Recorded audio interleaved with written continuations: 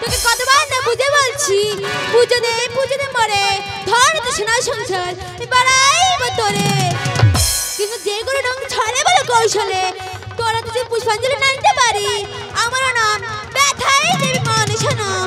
তাই তো সোনাকে কে দিয়েছে পুত্র বর, সোনাকা আমার নির্জন কুটে বসে আমার পুষ্পাঞ্জলি দিচ্ছে। আমি এখন বেশি দেরি করবো না, চলে যাবো সোনাকার হস্তে পুষ্পাঞ্জলি নিতে।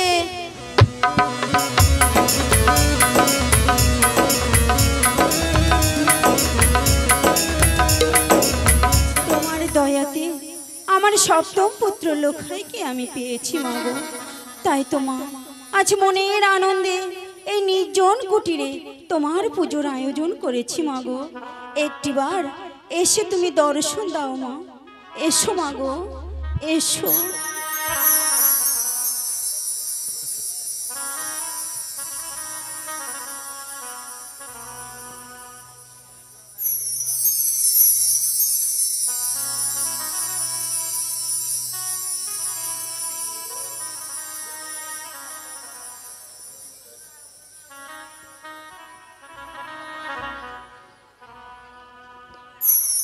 এসো মা।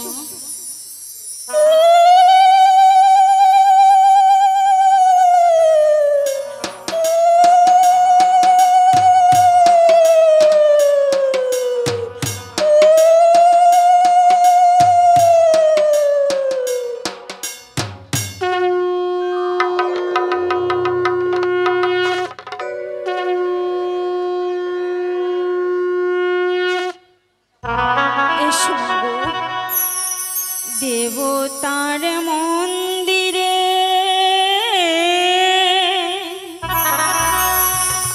মা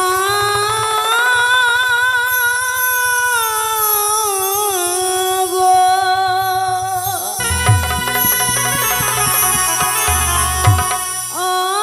অঞ্জলি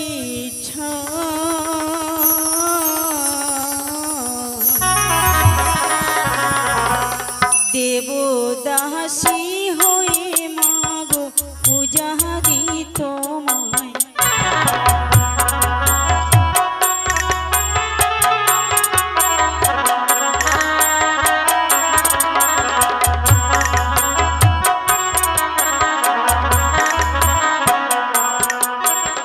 দেবতার মন্দিরে মাগো অঞ্জলি দেবদাসী হয়ে মাগো পূজা দিত মায়।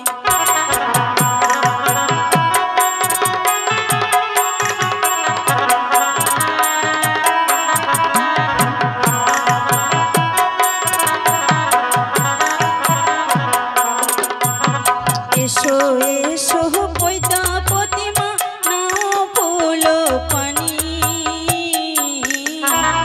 তোমার পূজা করি মাগো আমি অভাগিনী।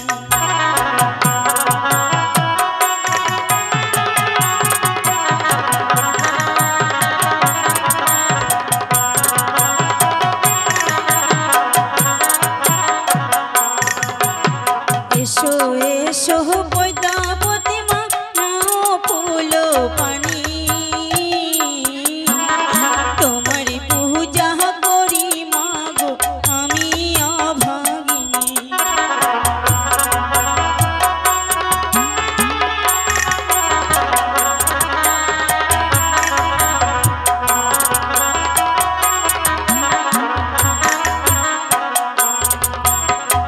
সনেকা, বাহ, কি স্বামী তুমি এখানে? হ্যাঁ আমি এসেছি। আচ্ছা কি ব্যাপার বলো তো সনেকা? প্রতিদিন একসাথে যাই ভোলা বাবার মন্দিরে পুষ্পাঞ্জলি দিতে, আজ একাকিনী নির্জন কুটিরে বসে এই কোন দেবদেবীর আরাধনা করছো তুমি? ওগো স্বামী বলো সনেকা। তুমি জানো আজ আমি মনের আনন্দে আচ্ছা তোমার মঙ্গলের জন্য, ভালো কথা, আমার পুত্রের মঙ্গলের জন্য, আচ্ছা আর এই সংসারের এই চম্পলার মঙ্গলের জন্য আমি এক নতুন দেবীর পুজো করছি গো। সে নতুন দেবী কি মা কাত্তায়ও নেই, না গো, মা দশভুজা, অবশ্যই না, মা সরস্বতী, লক্ষ্মী? না তবে কে, কার পুজো করছো তুমি সরকার? স্বামী, আজ আমি যেই নতুন দেবীর পুজো করছি না, বলো সনেখা, তার নাম তুমি জানতে চাও? কি নাম? তার নাম হলো দেবী মনসা। সনেখা! ছি!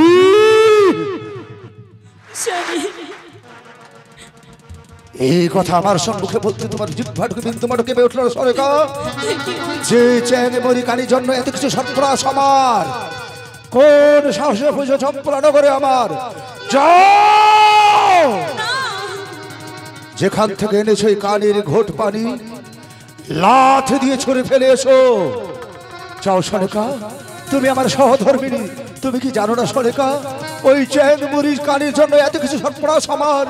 যাও সনেকা, যেখান থেকে এনেছো লাথ দিয়ে ছুঁড়ে ফেলে এসো। স্বামী, আমি আমি যে দেবীর আহ্বানের মন্ত্র জানি, কিন্তু বিসর্জনের মন্ত্র আমার জানা নেই গো। বাহ বাহ বাহ, আমি জানি তুমি এ কথা বলবে। বেশ ভালোই তো, যখন গোধন করে মাথায় করে এনেছিলে সেই মন্ত্রটা তোমার জানা ছিল তাই না? আর বিসর্জনের মন্ত্রটা জানা নেই? বেশ, তোমার চ্যাংমুড়ি কানের বিসর্জনের মন্ত্রটা আমার জানা আছে।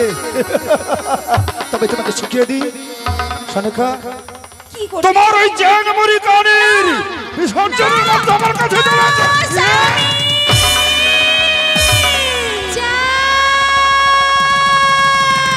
কে? কে তুই? কে ডাকে সলক্ষে পিছনে মরে সত্য থাকে সন্মুখে আয়। দেবী না দানবী ভদ্রা পিচ্ছাসিনী, কে তুই? কে? বাহ,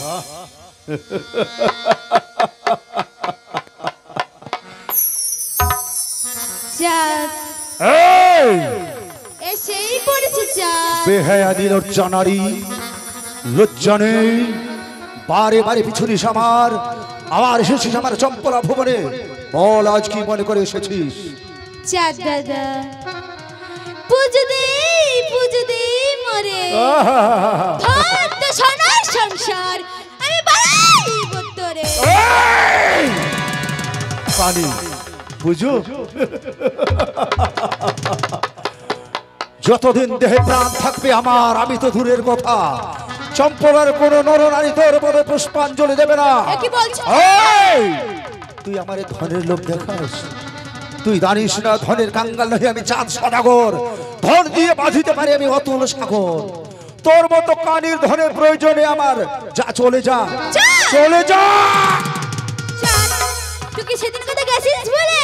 সেদিনের কথা এক এক করে ছয় পুত্রকে মেরেছি ওই সুপারির বাগানে, যতদিকে ধর দণ্ডি বাঁচি ওই সাগরের জলে। সেদিনের কথা কি গেছিস বলে? এই ঢেমনা ভাতারি, ভাতার ছাড়ি, লজ্জা নেই?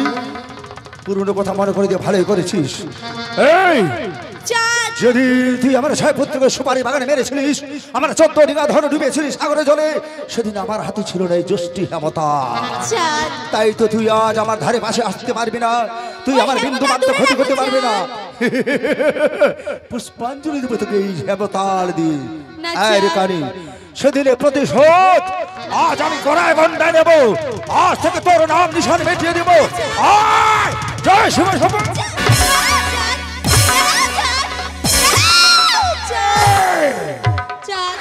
এক এক করে ছয় পুত্রকে মেরেছি সুপারির বাগানে। এই কানি, তোমার সত্য পুত্র খাবো লোহার বাসি করে। কানি, তবে পুজো চাই। পালিয়ে গেলি ওরে কানি, প্রাণের হয়ে পালিয়ে গেলি। কি বলে গেলি তুই আমার সপ্তম পুত্রকে বিবাহ বাসরাতে খাবি? আকাশ কুসুম কল্পনা তোর, সে আশা তোর কোনোদিন পূর্ণ হবে না। প্রয়োজন হলে আমার পুত্রকে আমি চিরকুমার করে রেখে দেব। আর যদি বিয়ে শাদী দিতে হয় তাহলে আমার পুত্র এই চম্পলার ধরতিতে বাসরা যাপন করবে না। ওই যে সাঁওতালি পর্বতের সাততলির উপরে লোহ পাথর শিবেকে এমন ভাবে আমার পুত্রের জন্য বাসার ঘর তৈরি করব, সেখানে তুই পৌঁছতে পারবে না। এই রইল আমার চাঁদের প্রতিজ্ঞা। জয় শিব শম্ভু, হর হর মহাদেব।